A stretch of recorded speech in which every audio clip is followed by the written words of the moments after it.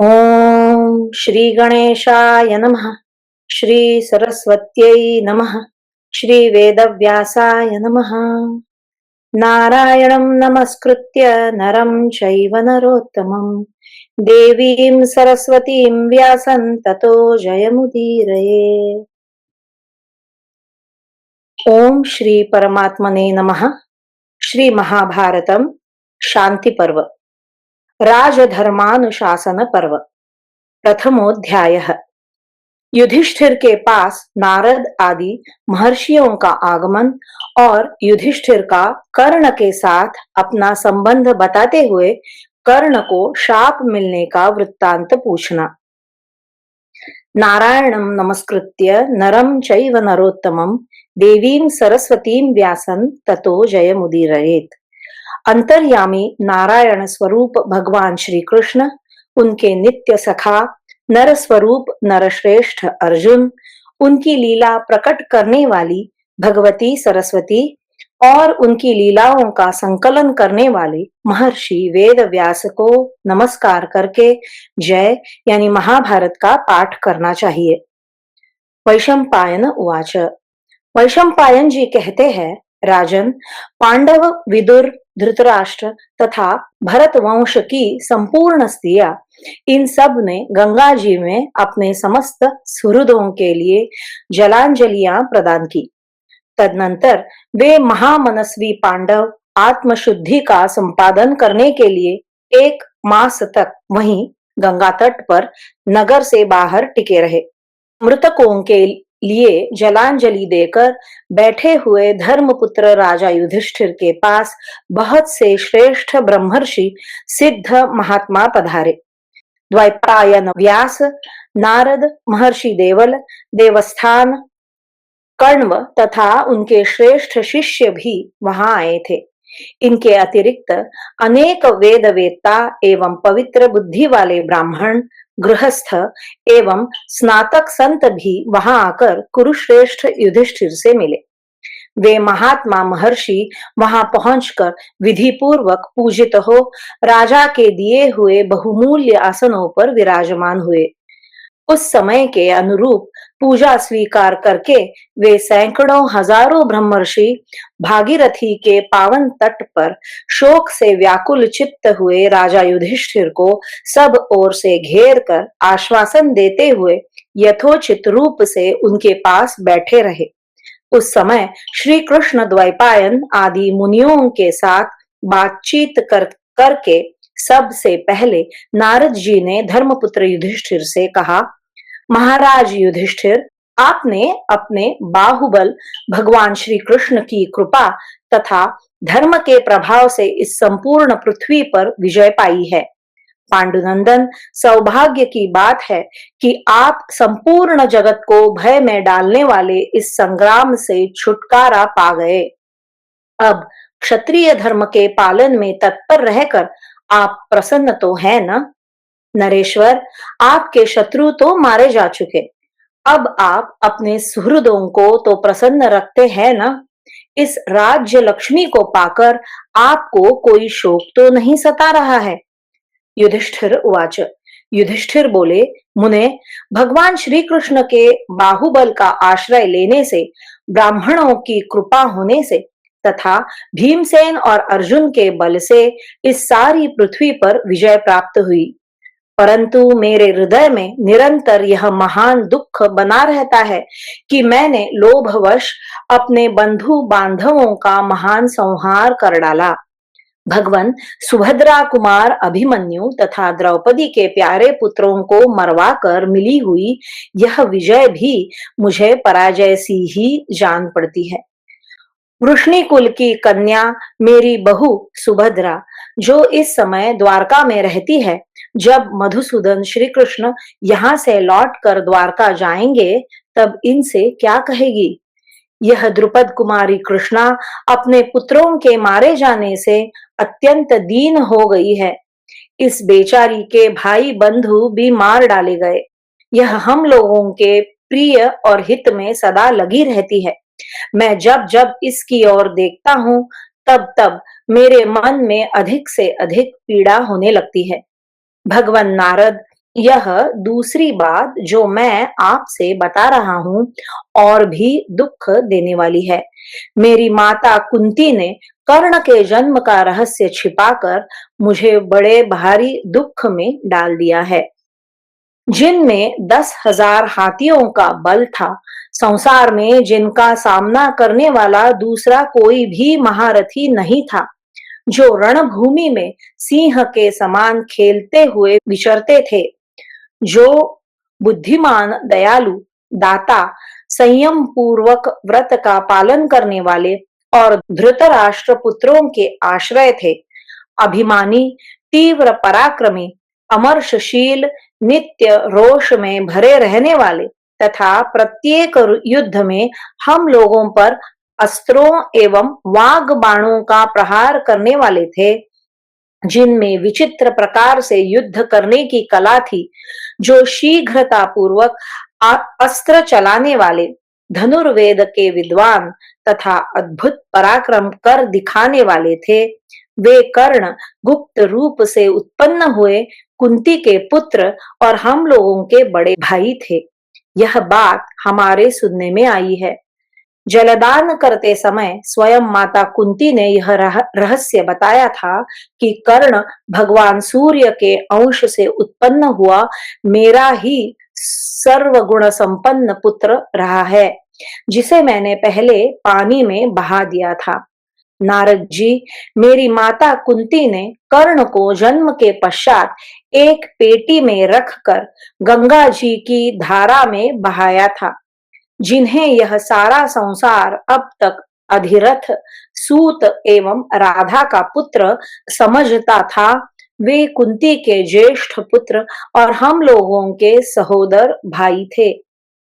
मैंने अनजाने में राज्य के लोभ में आकर भाई के हाथ से ही भाई का वध करा दिया।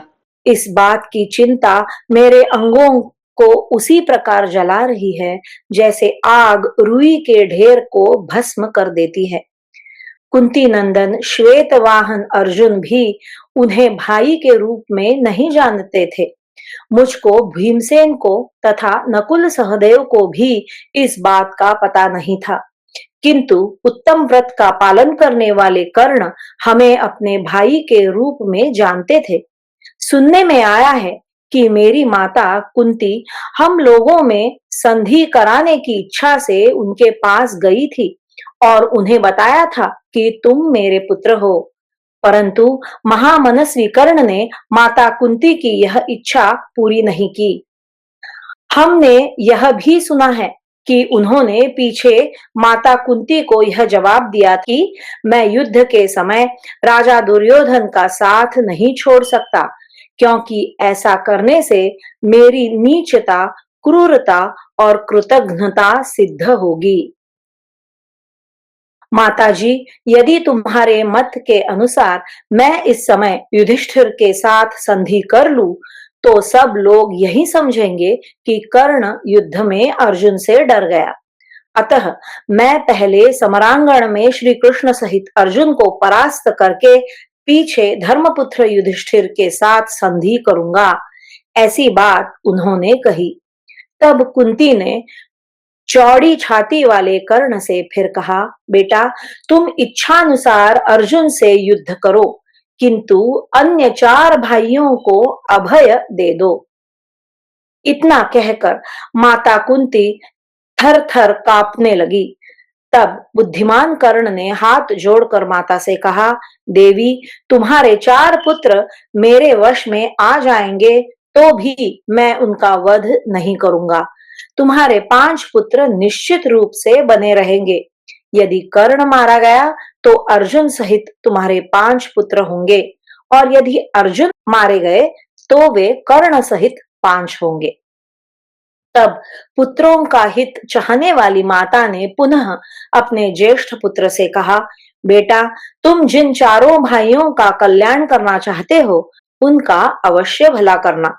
ऐसा कहकर माता कर्ण को छोड़कर घर लौट आई।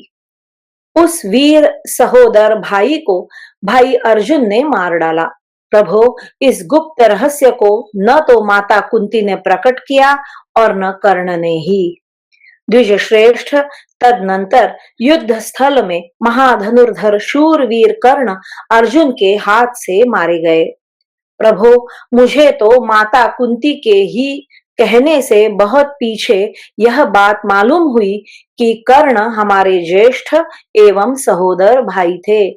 मैंने भाई की हत्या कराई है, इसलिए मेरे हृदय को तीव्र वेदना हो रही है। कर्ण और अर्जुन की सहायता पाकर तो मैं देवराज इंद्र को भी जीत सकता था। कौरव सभा में जब दुरात्मा धृतराष्ट्र पुत्र ने मुझे बहुत क्लेश पहुंचाया, तब सहसा मेरे हृदय में क्रोध प्रकट हो गया, परंतु कर्ण को देखकर वह शांत हो गया। जब द्यूत सभा में दुर्योधन के हित की इच्छा से वे बोलने लगते और मैं उनकी कड़वी एवं रूखी बातें सुनता, उस समय उनके पैरों को देखकर मेरा बढ़ा हुआ रोष शांत हो जाता था। मेरा विश्वास है कि कर्ण के दोनों पैर माता कुंती के चरणों के सदृश थे।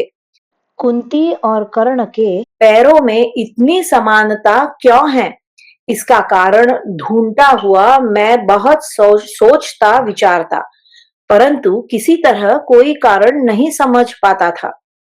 नारद जी, संग्राम में कर्ण के पहिए को पृथ्वी क्यों निगल गई और मेरे बड़े भाई कर्ण को कैसे यह शाप प्राप्त हुआ, इसे आप ठीक ठीक बताने की कृपा करें। भगवान, मैं आपसे यह सारा वृत्तांत यथार्थ रूप से सुनना चाहता हूँ, क्योंकि आप सर्वज्ञ विद्वान हैं और लोक में जो भूत और भविष्य काल की घटनाएं हैं उन सब को जानते हैं। इस प्रकार श्री महाभारत शांति पर्व के अंतर्गत राजधर्मानुशासन पर्व में कर्ण की पहचान विषयक पहला अध्याय पूरा हुआ। द्वितीयोध्यायः नारद जी का कर्ण को शाप प्राप्त होने का प्रसंग सुनाना। वैशंपायन उवाच। वैशंपायन जी कहते हैं, राजन, युधिष्ठिर के इस प्रकार पूछने पर वक्ताओं में श्रेष्ठ नारद मुनि ने सूत पुत्र कर्ण को जिस प्रकार शाप प्राप्त हुआ था वह सब प्रसंग कह सुनाया। नारद उवाच। नारद जी ने कहा, महाबाहु भरत नंदन, तुम जैसा कह रहे हो ठीक ऐसी ही बात है। वास्तव में कर्ण और अर्जुन के लिए युद्ध में कुछ भी असाध्य नहीं हो सकता था। अनघ, यह देवताओं की गुप्त बात है जिसको मैं तुम्हें बता रहा हूँ। महाबाहो, पूर्व काल के इस यथावत वृत्तांत को तुम ध्यान देकर सुनो। प्रभु, एक समय देवताओं ने यह विचार किया कि कौन सा ऐसा उपाय हो जिससे भूमंडल का सारा क्षत्रिय समुदाय शस्त्रों के आघात से पवित्र हो स्वर्गलोक में पहुंच जाए। यह सोचकर उन्होंने सूर्य द्वारा कुमारी कुंती के गर्भ से एक तेजस्वी बालक उत्पन्न कराया जो संघर्ष का जनक हुआ। वही तेजस्वी बालक सूतपुत्र के रूप में प्रसिद्ध हुआ। उसने अंगिरा गोत्रीय ब्राह्मणों में श्रेष्ठ गुरु द्रोणाचार्य से धनुर्वेद की शिक्षा प्राप्त की। राजेंद्र, वह भीमसेन का बल, अर्जुन की फूर्ति, आपकी बुद्धि, नकुल और सहदेव की विनय, गांडीवधारी अर्जुन की श्री कृष्ण के साथ बचपन में ही मित्रता तथा पांडवों पर प्रजा का अनुराग देखकर चिंतामग्न हो जलता रहता था। इसीलिए उसने बाल्यावस्था में ही राजा दुर्योधन के साथ मित्रता स्थापित कर ली और दैव की प्रेरणा से तथा स्वभाववश भी वह आप लोगों के साथ सदा द्वेष रखने लगा। एक दिन अर्जुन को धनुर्वेद में अधिक शक्तिशाली देख कर्ण ने एकांत में द्रोणाचार्य के पास जाकर कहा, गुरुदेव, मैं ब्रह्मास्त्र को उसके छोड़ने और लौटाने के रहस्य सहित जानना चाहता हूँ। मेरी इच्छा है कि मैं अर्जुन के साथ युद्ध करूं। निश्चय ही आपका सभी शिष्यों और पुत्र पर बराबर स्नेह है। आपकी कृपा से विद्वान पुरुष यह न कहे कि यह सभी अस्त्रों का ज्ञाता नहीं है। कर्ण के ऐसा कहने पर अर्जुन के प्रति पक्षपात रखने वाले द्रोणाचार्य कर्ण की दुष्टता को समझकर उससे बोले, वत्स, ब्रह्मास्त्र को ठीक ठीक ब्रह्मचर्य व्रत का पालन करने वाला ब्राह्मण जान सकता है अथवा तपस्वी क्षत्रिय। दूसरा कोई किसी तरह इसे नहीं सीख सकता। उनके ऐसा कहने पर अंगिरा गोत्रीय ब्राह्मणों में श्रेष्ठ द्रोणाचार्य की आज्ञा ले उनका यथोचित सम्मान करके कर्ण सहसा महेंद्र पर्वत पर परशुराम जी के पास चला गया। परशुराम जी के पास जाकर उसने मस्तक झुकाकर उन्हें प्रणाम किया और मैं भृगुवंशी ब्राह्मण हूं ऐसा कहकर उसने गुरु भाव से उनकी शरण ली। परशुराम जी ने गोत्र आदि सारी बातें पूछकर उसे शिष्य भाव से स्वीकार कर लिया और कहा, वत्स, तुम यहाँ रहो, तुम्हारा स्वागत है। ऐसा कहकर वे मुनि उस पर बहुत प्रसन्न हुए। स्वर्ग लोक के सदृश मनोहर उस महेंद्र पर्वत पर रहते हुए कर्ण को गंधर्वों, राक्षसों, यक्षों तथा देवताओं से मिलने का अवसर प्राप्त होता रहता था। उस पर्वत पर भृगुश्रेष्ठ परशुराम जी से विधि पूर्वक धनुर्वेद सीख कर कर्ण उसका अभ्यास करने लगा। वह देवताओं, दानवों एवं राक्षसों का अत्यंत प्रिय हो गया। एक दिन की बात है, सूर्य पुत्र कर्ण हाथ में धनुष बाण और तलवार ले समुद्र के तट पर आश्रम के पास ही अकेला टहल रहा था। पार्थ उस समय अग्निहोत्र में लगे हुए किसी वेद पाठी ब्राह्मण की होम धेनु उधर आ निकली। उसने अनजाने में उस धेनु को हिंस्र जीव समझकर अकस्मात मार डाला। यहाँ एक टिप्पणी है, कर्ण पर्व में भी यह प्रसंग आया है। वहां कर्ण के द्वारा बछड़े के मारे जाने का उल्लेख है, अतः यहाँ भी होमधेनु का बछड़ा ही समझना चाहिए। अनजाने में यह अपराध बन गया है ऐसा समझकर कर्ण ने ब्राह्मण को सारा हाल बता दिया और उसे प्रसन्न करते हुए इस प्रकार कहा, भगवन, मैंने अनजाने में आपकी गाय मार डाली है, अतः आप मेरा यह अपराध क्षमा करके मुझ पर कृपा कीजिए। कर्ण ने इस बात को बार बार दोहराया। ब्राह्मण उसकी बात सुनते ही कुपित हो उठा और कठोर वाणी द्वारा उसे डांटता हुआ सा बोला, दुराचारी, तू मार डालने योग्य है। दुर्मते, तू अपने इस पाप का फल प्राप्त कर ले। पापी, तू जिसके साथ सदा ईर्ष्या रखता है और जिसे परास्त करने के लिए निरंतर चेष्टा करता है, उसके साथ युद्ध करते हुए तेरे रथ के पहियों को धरती निगल जाएगी। नराधम, जब पृथ्वी में तेरा पहिया फंस जाएगा और तू अचेत सा हो रहा होगा, उस समय तेरा शत्रु पराक्रम करके तेरे मस्तक को काट गिराएगा। अब तू चला जा। ओ मूढ़, जैसे असावधान होकर तूने इस गौ का वध किया है, उसी प्रकार असावधान अवस्था में ही शत्रु तेरा सिर काट डालेगा। इस प्रकार शाप प्राप्त होने पर कर्ण ने उस श्रेष्ठ ब्राह्मण को बहुत सी गौएं, धन और रत्न देकर उसे प्रसन्न करने की चेष्टा की। तब उसने फिर इस प्रकार उत्तर दिया, सारा संसार आ जाए तो भी कोई मेरी बात को झूठी नहीं कर सकता। तू यहाँ से जा या खड़ा रह, अथवा तुझे जो कुछ करना हो वह कर ले। ब्राह्मण के ऐसा कहने पर कर्ण को बड़ा भय हुआ। उसने दीनतावश सिर झुका लिया। वह मन ही मन उस बात का चिंतन करता हुआ परशुराम जी के पास लौट आया। इस प्रकार श्री महाभारत शांति पर्व के अंतर्गत राजधर्मानुशासन पर्व में कर्ण को ब्राह्मण का शाप नामक दूसरा अध्याय पूरा हुआ। तृतीयोध्याय, कर्ण को ब्रह्मास्त्र की प्राप्ति और परशुराम जी का शाप। नारद उवाच, नारद जी कहते हैं, राजन, कर्ण के बाहुबल, प्रेम, इंद्रिय संयम तथा गुरु सेवा से भृगुश्रेष्ठ परशुराम जी बहुत संतुष्ट हुए। तदनंतर तपस्वी परशुराम ने तपस्या में लगे हुए कर्ण को शांत भाव से प्रयोग और उपसंहार विधि सहित संपूर्ण ब्रह्मास्त्र की विधि पूर्वक शिक्षा दी। ब्रह्मास्त्र का ज्ञान प्राप्त करके कर्ण परशुराम जी के आश्रम में प्रसन्नता पूर्वक रहने लगा। उस अद्भुत पराक्रमी वीर ने धनुर्वेद के अभ्यास के लिए बड़ा परिश्रम किया। तत्पश्चात एक समय बुद्धिमान परशुराम जी कर्ण के साथ अपने आश्रम के निकट ही घूम रहे थे। उपवास करने के कारण उनका शरीर दुर्बल हो गया था। कर्ण के ऊपर उनका पूरा विश्वास होने के कारण उसके प्रति सौहार्द हो गया था।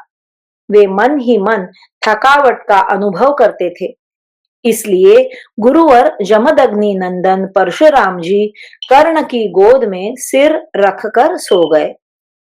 इसी समय लार, मेदा, मांस और रक्त का आहार करने वाला एक भयानक कीड़ा, जिसका स्पर्श डंक मारना बड़ा भयंकर था, कर्ण के पास आया। उस रक्त पीने वाले कीड़े ने कर्ण की जांघ के पास पहुंचकर उसे छेद दिया, परंतु गुरुजी के जागने के भय से कर्ण न तो उसे फेंक सका और न मार ही सका। भरतनंदन, वह कीड़ा उसे बारंबार डसता रहा, तो भी सूर्यपुत्र कर्ण ने कहीं गुरुजी जाग न उठे, इस आशंका से उसकी उपेक्षा कर दी।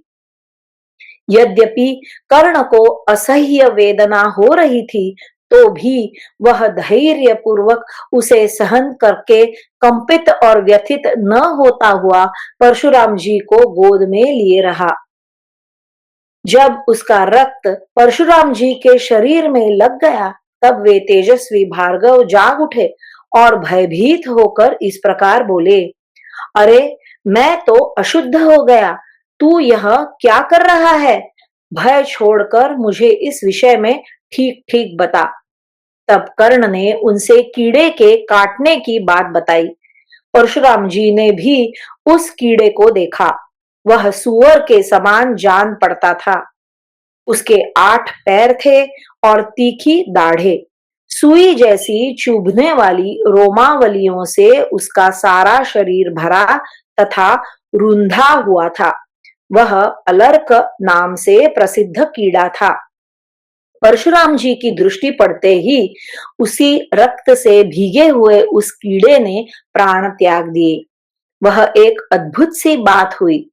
तदनंतर आकाश में सब तरह के रूप धारण करने में समर्थ एक विकराल राक्षस दिखाई दिया। उसकी ग्रीवा लाल थी और शरीर का रंग काला था। वह बादलों पर आरूढ़ था। उस राक्षस ने पूर्ण मनोरथ हो हाथ जोड़कर परशुराम जी से कहा, भृगुश्रेष्ठ, आपका कल्याण हो। मैं जैसे आया था वैसे लौट जाऊंगा। मुनि प्रवर, आपने इस नरक से मुझे छुटकारा दिला दिया। आपका भला हो। मैं आपको प्रणाम करता हूँ। आपने मेरा बड़ा प्रिय कार्य किया है। तब महाबाहु प्रतापी जमदग्नि नंदन परशुराम ने उसे पूछा, तू कौन है और किस कारण से इस नरक में पड़ा था, बतलाओ।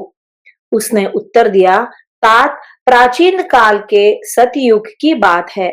मैं दंश नामक प्रसिद्ध एक महान असुर था। महर्षि भृगु के बराबर ही मेरी भी अवस्था रही। एक दिन मैंने भृगु की प्राण प्यारी पत्नी का बलपूर्वक अपहरण कर लिया।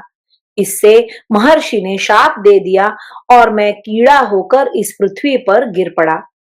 आपके पूर्व पितामह भृगु जी ने शाप देते समय कुपित होकर मुझसे इस प्रकार कहा, ओ पापी, तू मूत्र और लार आदि खाने वाला कीड़ा होकर नरक में पड़ेगा।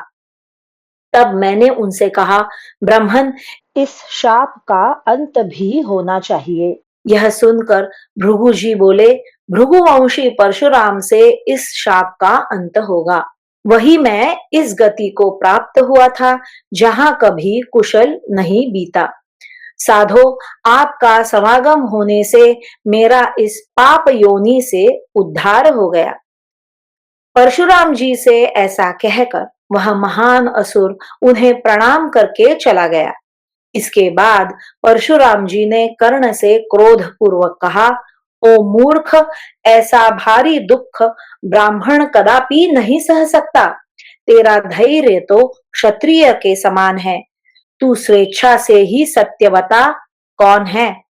कर्ण परशुराम जी के शाप के भय से डर गया, अतः उन्हें प्रसन्न करने की चेष्टा करते हुए कहा, भार्गव, आप यह जान ले कि मैं ब्राह्मण और क्षत्रिय से भिन्न सूत जाति में पैदा हुआ हूँ। भूमंडल के मनुष्य मुझे राधा पुत्र कर्ण कहते हैं। ब्रह्मन, भृगुनंदन, मैंने अस्त्र के लोभ से ऐसा किया है। आप मुझ पर कृपा करें। इसमें संदेह नहीं कि वेद और विद्या का दान करने वाला शक्तिशाली गुरु पिता के ही तुल्य है। इसलिए मैंने आपके निकट अपना गोत्र भार्गव बताया है। यह सुनकर भृगुश्रेष्ठ परशुराम जी इतने रोष में भर गए मानो वे उसे दग्ध कर डालेंगे। उधर कर्ण हाथ जोड़ दीन भाव से कांपता हुआ पृथ्वी पर गिर पड़ा। तब वे उससे बोले, मूढ़, तूने ब्रह्मास्त्र के लोभ से झूठ बोलकर यहाँ मेरे साथ मिथ्याचार कपटपूर्ण व्यवहार किया है। इसलिए जब तक तू संग्राम में अपने समान योद्धा के साथ नहीं भिड़ेगा और तेरी मृत्यु का समय निकट नहीं आ जाएगा, तभी तक तुझे इस ब्रह्मास्त्र का स्मरण बना रहेगा। जो ब्राह्मण नहीं है उसके हृदय में ब्रह्मास्त्र कभी स्थिर नहीं रह सकता। अब तू यहाँ से चला जा। तुझ मिथ्यावादी के लिए यहाँ स्थान नहीं है, परंतु मेरे आशीर्वाद से इस भूतल का कोई भी क्षत्रिय युद्ध में तेरी समानता नहीं करेगा।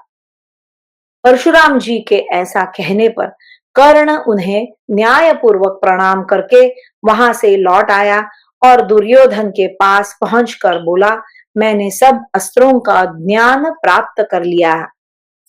इस प्रकार श्री महाभारत शांति पर्व के अंतर्गत राजधर्मानुशासन पर्व में कर्ण को अस्त्र की प्राप्ति नामक तीसरा अध्याय पूरा हुआ। चतुर्थोध्याय। कर्ण की सहायता से समागत राजाओं को पराजित करके दुर्योधन द्वारा स्वयंवर से कलिंग राज की कन्या का अपहरण। नारद उवाच। नारद जी कहते हैं, भरत श्रेष्ठ, इस प्रकार भार्गव नंदन परशुराम से ब्रह्मास्त्र पाकर कर्ण दुर्योधन के साथ आनंद पूर्वक रहने लगा।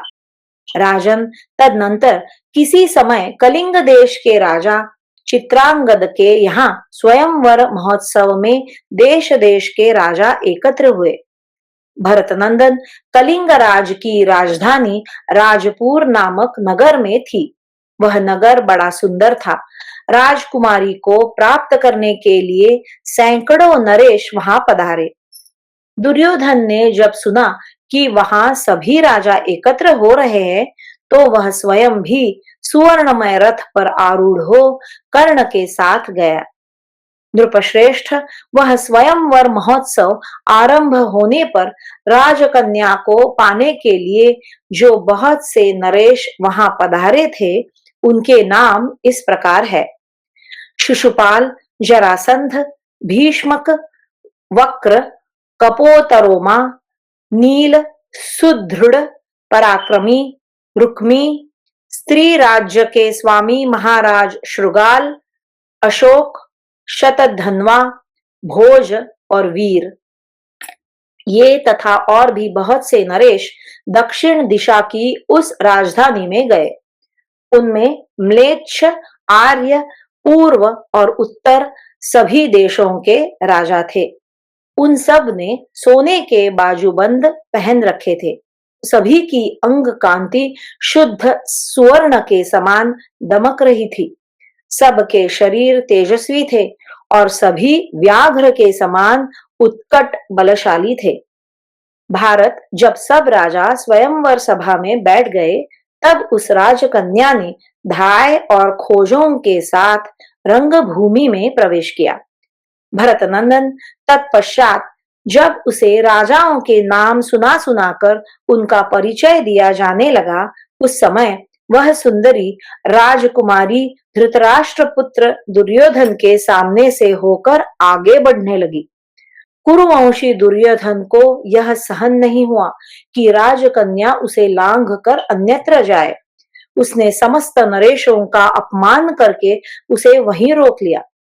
राजा दुर्योधन को भीष्म और द्रोणाचार्य का सहारा प्राप्त था, इसलिए वह बल के मद से उन्मत्त हो रहा था। उसने उस राजकन्या को रथ पर बिठाकर उसका अपहरण कर लिया। पुरुषोत्तम उस समय शस्त्रधारियों में श्रेष्ठ कर्ण रथ पर आरूढ़ हो, हाथ में दस्ताने बांधे और तलवार लिए दुर्योधन के पीछे पीछे चला। तदनंतर युद्ध की इच्छा वाले राजाओं में से कुछ लोग कवच बांधने और कुछ रथ जोतने लगे। उन सब लोगों में बड़ा भारी संग्राम छिड़ गया। जैसे मेघ दो पर्वतों पर जल की धारा बरसा रहे हो, उसी प्रकार अत्यंत क्रोध में भरे हुए वे नरेश कर्ण और दुर्योधन दोनों पर टूट पड़े तथा उनके ऊपर बाणों की वर्षा करने लगे।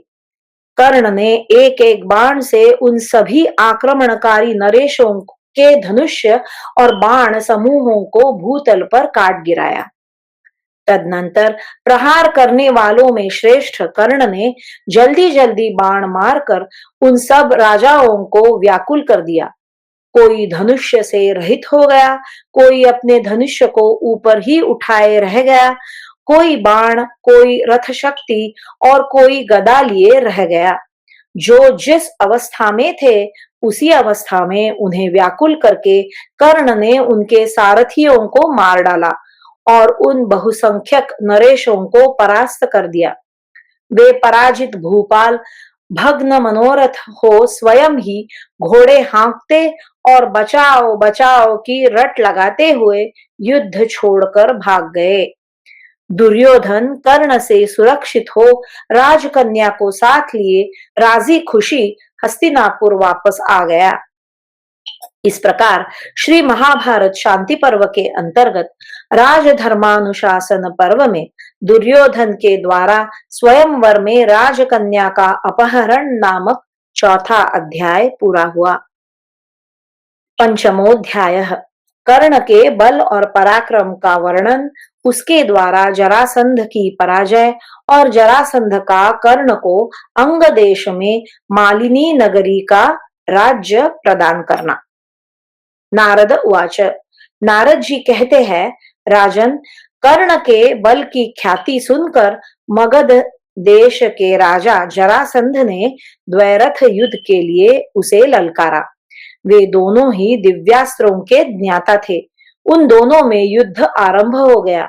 वे रणभूमि में एक दूसरे पर नाना प्रकार के अस्त्र शस्त्रों की वर्षा करने लगे। दोनों के ही बाण क्षीण हो गए, धनुष्य कट गए और तलवारों के टुकड़े टुकड़े हो गए। तब वे दोनों बलशाली वीर पृथ्वी पर खड़े हो भुजाओं द्वारा मल्ल युद्ध करने लगे। कर्ण ने बाहुकंटक युद्ध के द्वारा जरा नामक राक्षसी के जोड़े हुए युद्ध परायण जरासंध के शरीर की संधि को चीरना आरंभ किया। यहाँ टिप्पणी है, जहां बलवान योद्धा अपने प्रतिद्वंद्वी को दुर्बल पा उसकी एक पिंडली को पैर से दबाकर दूसरी को ऊपर उठा सारे शरीर को बीच से चीर डालता है, वह बाहुकंटक नामक युद्ध कहा गया है, जैसा कि निम्नांकित वचन से सूचित होता है। यहाँ एक वचन दिया है, एकाम जंघाम पदाक्रम्य परामुद्यम्य पाट्यते केतकी पत्रवच्छत्रोर्युद्धम तद बाहुकंटकम इति। राजा जरासंध ने अपने शरीर के उस विकार को देखकर वैर भाव को दूर हटा दिया और कर्ण से कहा, मैं तुम पर बहुत प्रसन्न हूं। साथ ही उसने प्रसन्नता पूर्वक कर्ण को अंग देश की मालिनी नगरी दे दी। नरश्रेष्ठ, शत्रु विजयी कर्ण तभी से अंग देश का राजा हो गया था। इसके बाद दुर्योधन की अनुमति से शत्रु सैन्य संहारी कर्ण चंपा नगरी यानी चंपारण का भी पालन करने लगा। यह सब तो तुम्हें भी ज्ञात ही है। इस प्रकार कर्ण अपने शस्त्रों के प्रताप से समस्त भूमंडल में विख्यात हो गया। एक दिन देवराज इंद्र ने तुम लोगों के हित के लिए कर्ण से उसके कवच और कुंडल मांगे। देव माया से मोहित हुए कर्ण ने अपने शरीर के साथ ही उत्पन्न हुए दोनों दिव्य कुंडलों और कवचों को भी इंद्र के हाथ में दे दिया। इस प्रकार जन्म के साथ ही उत्पन्न हुए कवच और कुंडलों से हीन हो जाने पर कर्ण को अर्जुन ने भगवान श्री कृष्ण के देखते देखते मारा था। एक तो उसे अग्निहोत्री ब्राह्मण तथा महात्मा परशुराम जी के शाप मिले थे।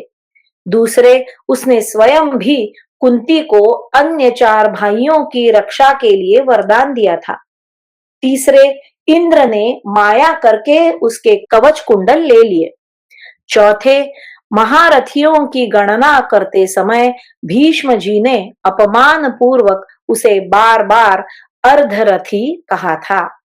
पांचवें, शल्य की ओर से उसके तेज को नष्ट करने का प्रयास किया गया था।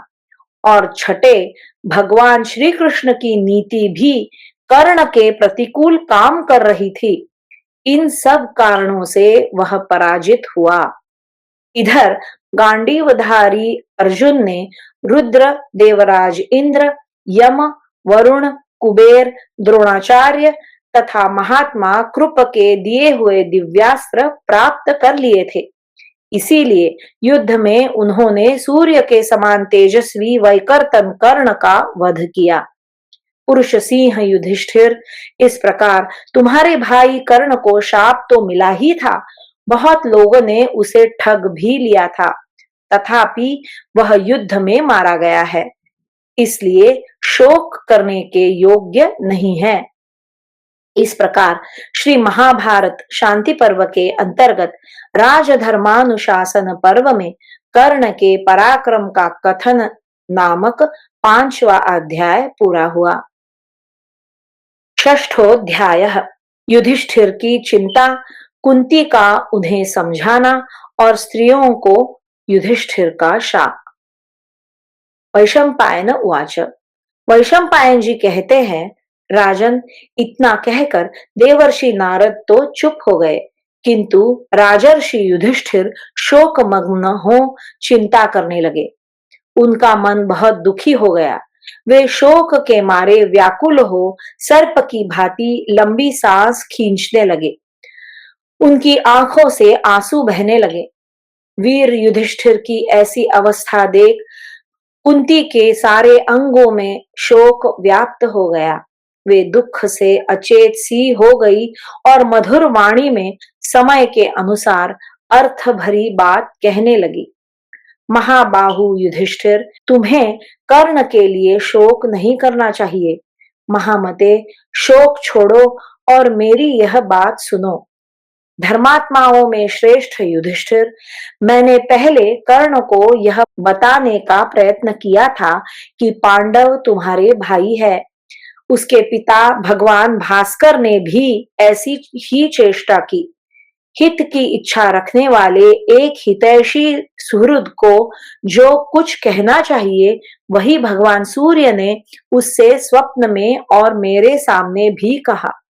परंतु भगवान सूर्य एवं मैं दोनों ही स्नेह के कारण दिखाकर अपने पक्ष में करने या तुम लोगों से एकता यानी मेल कराने में सफल न हो सके।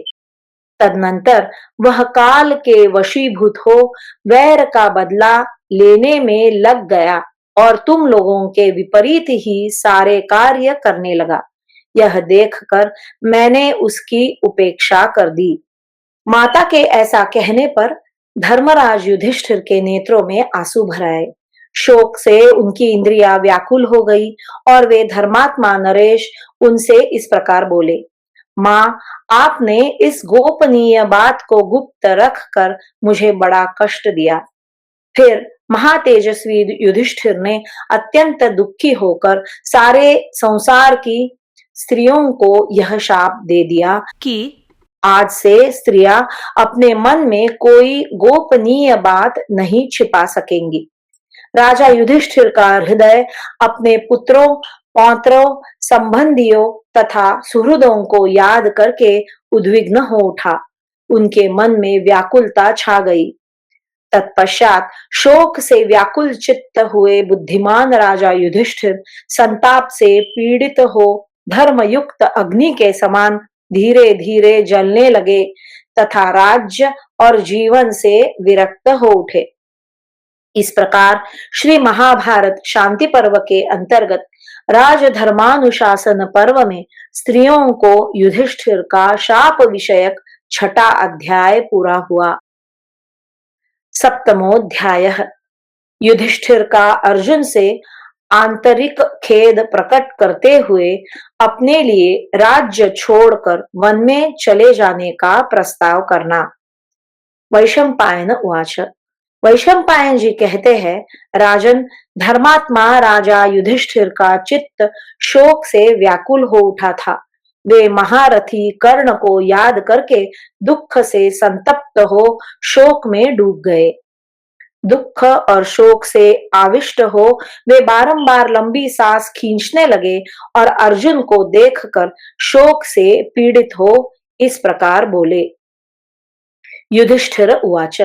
युधिष्ठिर ने कहा, अर्जुन, यदि हम लोग वृष्णिवंशी तथा अंधक वंशी क्षत्रियों की नगरी द्वारका में जाकर भीख मांगते हुए अपना जीवन निर्वाह कर लेते तो आज अपने कुटुंब को निर्वंश करके हम इस दुर्दशा को प्राप्त नहीं होते।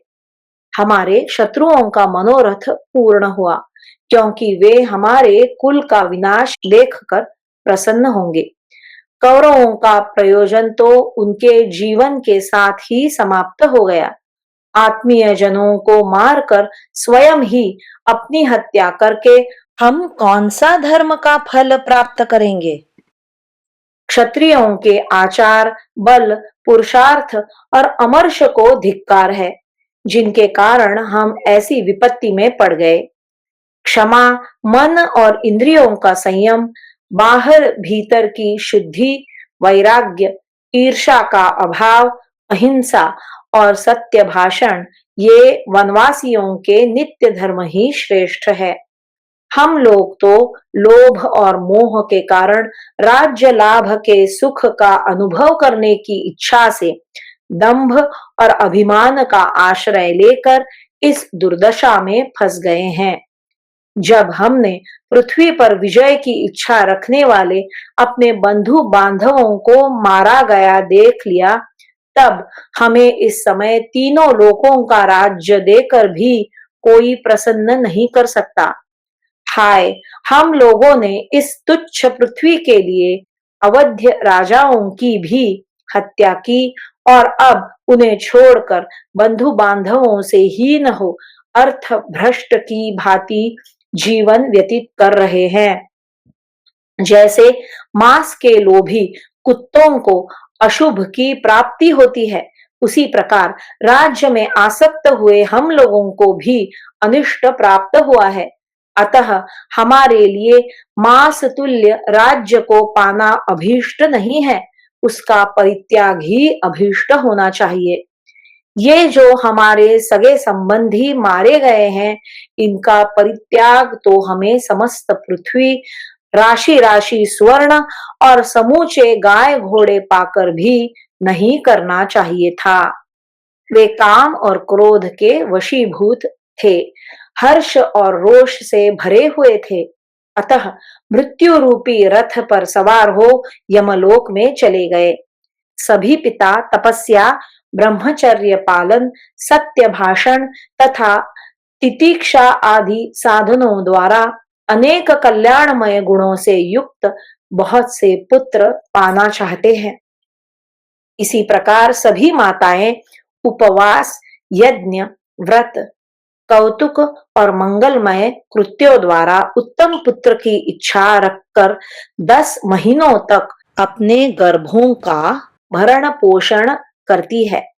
उन सब का यही उद्देश्य होता है कि यदि कुशल पूर्वक बच्चे पैदा होंगे, पैदा होने पर यदि जीवित रहेंगे तथा बलवान होकर यदि अच्छे गुणों से संपन्न होंगे, तो हमें इहलोक और परलोक में सुख देंगे। इस प्रकार वे दीन माताएं फल की आकांक्षा रखती है, परंतु उनका यह उद्योग सर्वथा निष्फल हो गया, क्योंकि हम लोगों ने उन सब माताओं के नवयुवक पुत्रों को, जो विशुद्ध सुवर्णमय कुंडलों से अलंकृत थे, मार डाला है। वे इस भूलोक के भोगों के उपभोग का अवसर न पाकर देवताओं और पितरों का ऋण उतारे बिना ही यमलोक में चले गए। माँ, इन राजाओं के माता पिता जब इनके द्वारा उपार्जित धन और रत्न आदि के उपभोग की आशा करने लगे, तभी ये मारे गए। जो लोग कामना और खीज से युक्त हो, क्रोध और हर्ष के कारण अपना संतुलन खो बैठते हैं, वे कभी कहीं किंचिन मात्र भी विजय का फल नहीं भोग सकते। पांचालों और कौरवों के जो वीर मारे गए, वे तो मर ही गए, नहीं तो आज यह संसार देखता कि वे सब अपने ही पुरुषार्थ से कैसी ऊंची स्थिति में पहुंच गए हैं। हम लोग ही इस जगत के विनाश में कारण माने गए हैं, परंतु इसका सारा उत्तरदायित्व धृतराष्ट्र के पुत्रों पर ही पड़ेगा।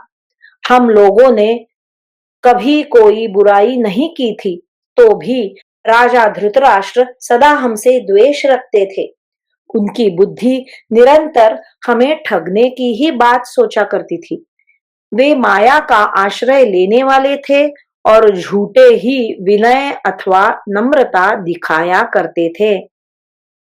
इस युद्ध से न तो हमारी कामना सफल हुई और न वे कौरव ही सफल मनोरथ हुए।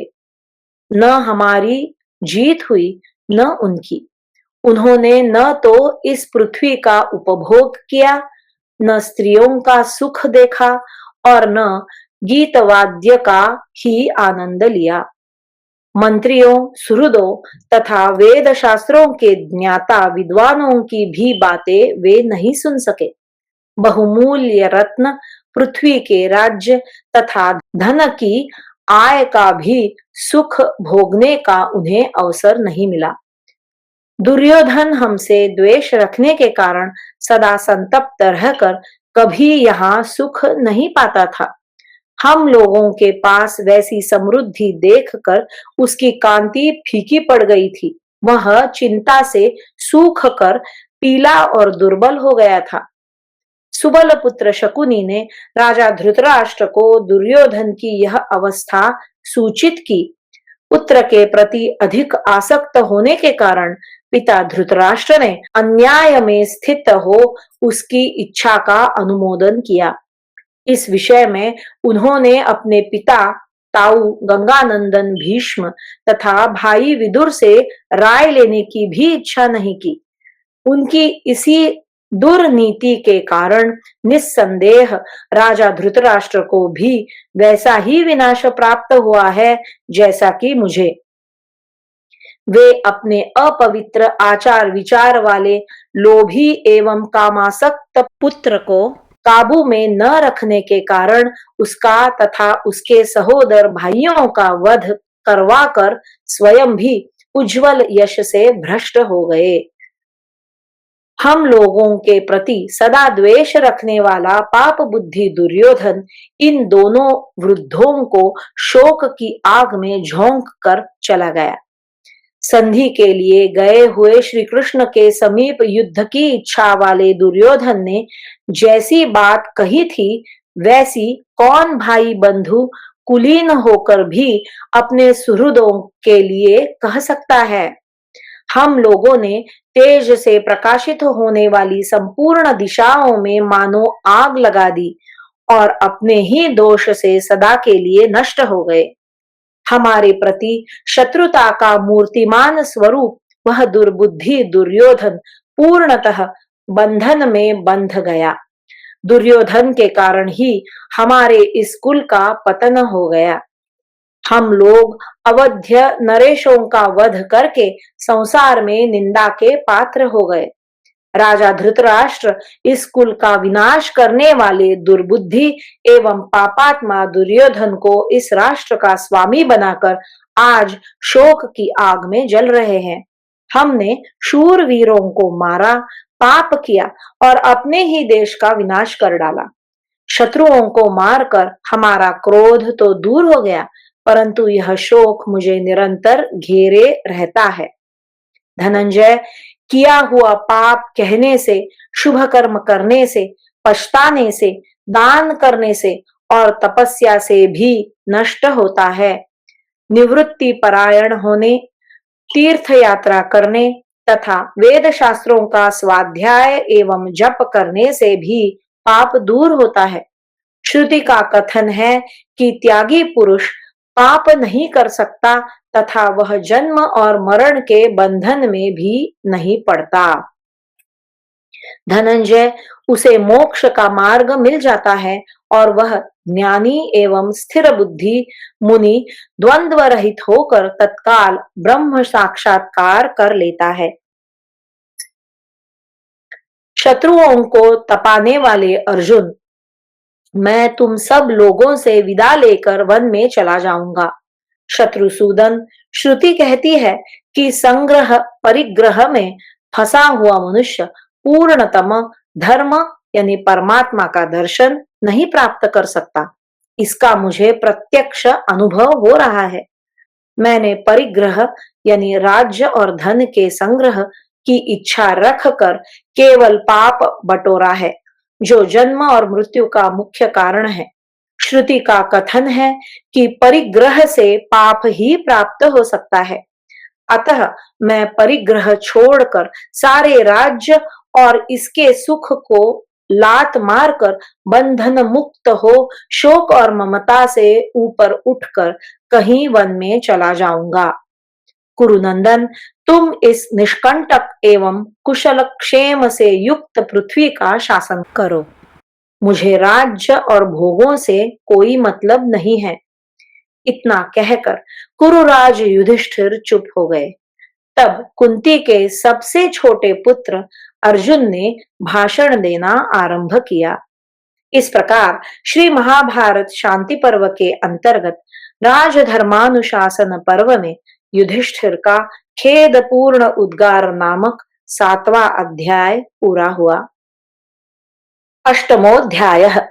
अर्जुन का युधिष्ठिर के मत का निराकरण करते हुए उन्हें धन की महत्ता बताना और राजधर्म के पालन के लिए जोर देते हुए यज्ञानुष्ठान के लिए प्रेरित करना। वैशंपायन उवाच। वैशंपायन जी कहते हैं, जन्मेजय, युधिष्ठिर की यह बात सुनकर अर्जुन इस प्रकार असहिष्णु हो उठे मानो उन पर कोई आक्षेप किया गया हो। वे बातचीत करने या पराक्रम दिखाने में किसी से दबने वाले नहीं थे। उनका पराक्रम बड़ा भयंकर था। वे महातेजस्वी इंद्र कुमार अपने उग्र रूप का परिचय देते और दोनों गलफरों को चाटते हुए मुस्कुराकर इस तरह गर्वयुक्त वचन बोलने लगे जैसे नाटक के रंगमंच पर अभिनय कर रहे हो। अर्जुन उवाच। अर्जुन ने कहा, राजन, यह तो बड़े भारी दुख और महान कष्ट की बात है। आपकी विफलता तो पराकाष्ठा को पहुंच गई। आश्चर्य है कि आप अलौकिक पराक्रम करके प्राप्त की हुई इस उत्तम राज्य लक्ष्मी का परित्याग कर रहे हैं। आपने शत्रुओं का संहार करके इस पृथ्वी पर अधिकार प्राप्त किया है। यह राज्य लक्ष्मी आपको अपने धर्म के अनुसार प्राप्त हुई है। इस प्रकार जो यह सब कुछ आपके हाथ में आया है, इसे आप अपनी अल्प बुद्धि के कारण क्यों छोड़ रहे हैं? किसी कायर या आलसी को कैसे राज्य प्राप्त हो सकता है? यदि आपको यही करना था, तो किस लिए क्रोध से विकल होकर इतने राजाओं का वध किया और कराया? जिसके कल्याण का साधन नष्ट हो गया है, जो निरादरिद्र है, जिसकी संसार में कोई ख्याति नहीं है, जो स्त्री पुत्र और पशु आदि से संपन्न नहीं है, तथा जो असमर्थतावश अपने पराक्रम से किसी के राज्य या धन को लेने की इच्छा नहीं कर सकता, उसी मनुष्य को भीख मांग कर जीवन निर्वाह करने की अभिलाषा रखनी चाहिए। नरेश्वर, जब आप यह समृद्धिशाली राज्य छोड़कर हाथ में कपड़ा लिए घर घर भीख मांगने की नीचाति नीच वृत्ति का आश्रय लेकर जीवन निर्वाह करने लगेंगे, तब लोग आपको क्या कहेंगे? प्रभु, आप सारे उद्योग छोड़कर कल्याण के साधनों से हीन और अकिंचन हुए साधारण पुरुषों के समान भीख मांगने की इच्छा क्यों करते हैं? इस राजकुल में जन्म लेकर सारे भूमंडल पर विजय प्राप्त करके अब संपूर्ण धर्म और अर्थ दोनों को छोड़कर आप मोह के कारण ही वन में जाने को उद्यत हुए हैं। यदि आपके त्याग देने पर यज्ञ की इन संचित सामग्रियों को दुष्ट लोग नष्ट कर देंगे, तो इसका पाप आपको ही लगेगा। अर्थात आपने यज्ञ याग छोड़ दिए हैं, अतः आपको आदर्श मानकर दूसरे लोग भी इस कर्म से उदासीन हो जाएंगे। उस दशा में इस धर्म कृत्य का उच्छेद हो जाएगा और इसका दोष आपके सिर ही लगेगा। राजा नहुष ने निर्धनावस्था में क्रूरता पूर्ण कर्म करके यह दुखपूर्ण उद्गार प्रकट किया था कि इस जगत में निर्धनता को धिक्कार है। सर्वस्व त्याग कर निर्धन या अकिंचन हो जाना यह मुनियों का ही धर्म है, राजाओं का नहीं। आप भी इस बात को अच्छी तरह जानते हैं कि दूसरे दिन के लिए संग्रह न करके प्रतिदिन मांग कर खाना यह ऋषि मुनियों का ही धर्म है। जिसे राजाओं का धर्म कहा गया है, वह तो धन से ही संपन्न होता है। राजन, जो मनुष्य जिसका धन हर लेता है, वह उसके धर्म का भी संहार कर देता है। यदि हमारे धन का अपहरण होने लगे, तो हम किसको और कैसे क्षमा कर सकते हैं? दरिद्र मनुष्य पास में खड़ा हो तो लोग इस तरह उसकी ओर देखते हैं मानो वह कोई पापी या कलंकित हो। अतः दरिद्रता इस जगत में एक पातक है। आप मेरे आगे उसकी प्रशंसा न करें। राजन, जैसे पतित मनुष्य शोचनीय होता है, वैसे ही निर्धन भी होता है। मुझे पतित और निर्धन में कोई अंतर नहीं जान पड़ता। जैसे पर्वतों से बहुत सी नदियां बहती रहती है, उसी प्रकार बढ़े हुए संचित धन से सब प्रकार के शुभ कर्मों का अनुष्ठान होता रहता है। नरेश्वर, धन से ही धर्म, काम और स्वर्ग की सिद्धि होती है। लोगों के जीवन का निर्वाह भी बिना धन के नहीं होता।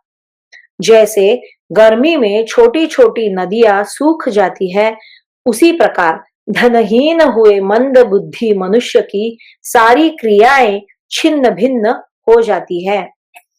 जिसके पास धन होता है, उसी के बहुत से मित्र होते हैं। जिसके पास धन है, उसी के भाई बंधु है। संसार में जिसके पास धन है, वही पुरुष कहलाता है, और जिसके पास धन है, वही पंडित माना जाता है। निर्धन मनुष्य यदि धन चाहता है, तो उसके लिए धन की व्यवस्था असंभव हो जाती है, परंतु धनी का धन बढ़ता रहता है।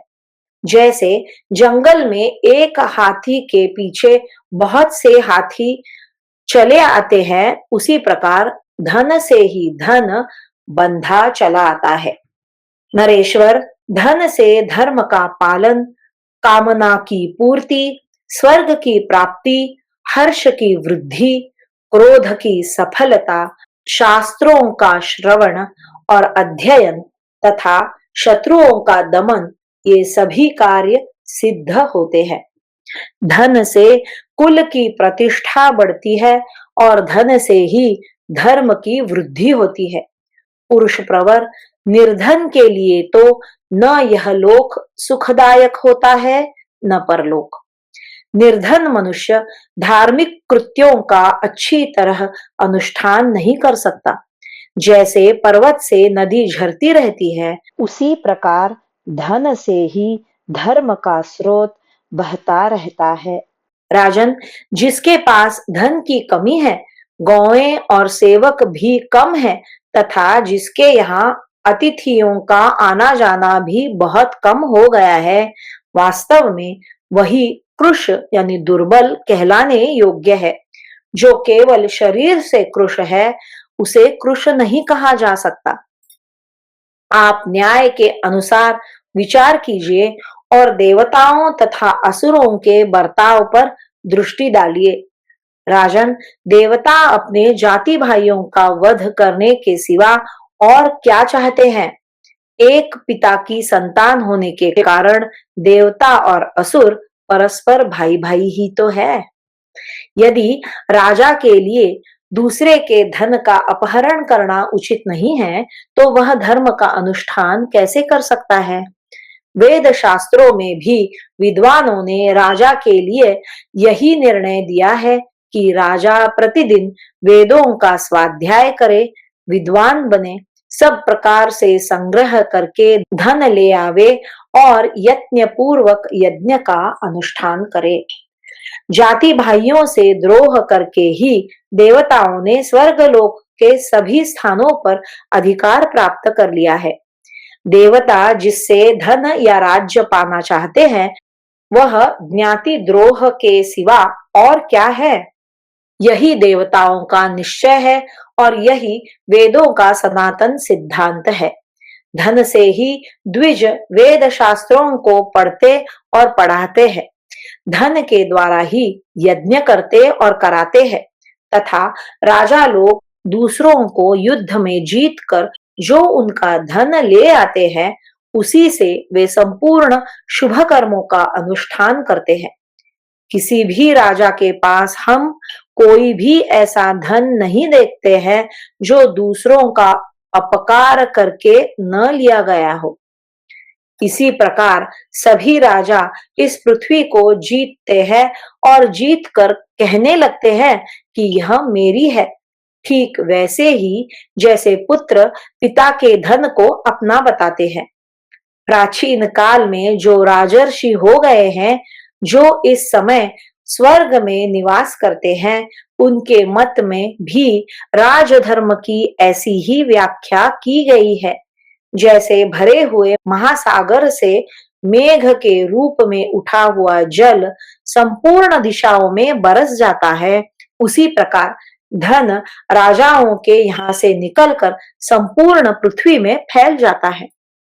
पहले यह पृथ्वी बारी बारी से राजा दिलीप, नृग, नहुष, अम्बरीश और मांधाता के अधिकार में रही है। वही इस समय आपके अधीन हो गई है। अतः आपके समक्ष सर्वस्व की दक्षिणा देकर द्रव्यमय यज्ञ के अनुष्ठान करने का अवसर प्राप्त हुआ है। राजन, यदि आप यज्ञ नहीं करेंगे तो आपको सारे राज्य का पाप लगेगा।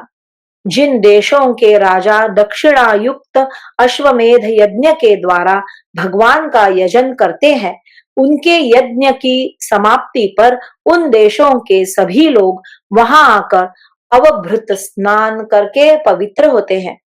संपूर्ण विश्व जिनका स्वरूप है, उन महादेव जी ने सर्वमेध नामक महायज्ञ में संपूर्ण भूतों की तथा स्वयं अपनी भी आहुति दे दी थी। यह क्षत्रियों के लिए कल्याण का सनातन मार्ग है, इसका कभी अंत नहीं सुना गया है। राजन, यह वह महान मार्ग है जिस पर 10 रथ चलते हैं। आप किसी कुत्सित मार्ग का आश्रय न ले। इस प्रकार श्री महाभारत शांति पर्व के अंतर्गत राजधर्मानुशासन पर्व में अर्जुन वाक्य विषयक 8वां अध्याय पूरा हुआ। हरि ओम। श्री कृष्णार्पणमस्तु।